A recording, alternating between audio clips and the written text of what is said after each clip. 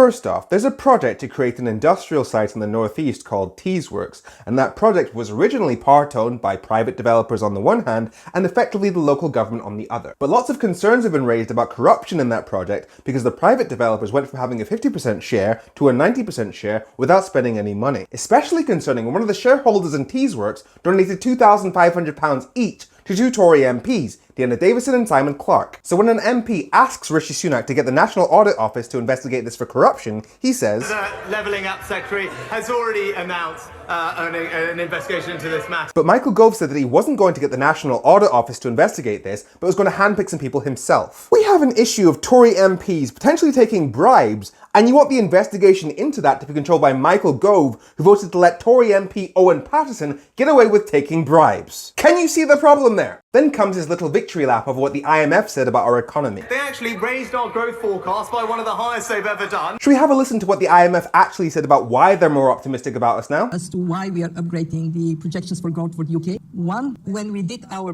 previous projection, it was in the midst of financial stress in the US, and at that time, we have not yet seen what we now see, the positive of the decisive action of Bank of England. Well, Rishi Sunak can't take credit for any of that because the Bank of England isn't under UK government control. Two, more predictable relations with the EU coming from the Windsor Agreement. So our economy is doing better because the Tories have managed to undo some of the damage that they've done to our economy via Brexit.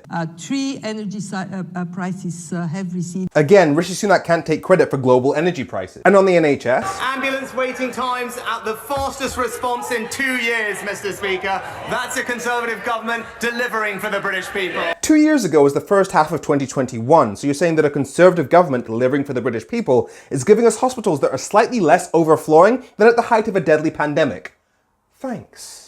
We're protecting public services against undisrupted strike action, Mr. Speaker. It's the Freudian slip for me because, yeah, the real disruption is the fact that you've been cutting civil service wages for the last 13 years, forcing them to go on strike. And now you're bragging about taking away the only leverage they have to improve things.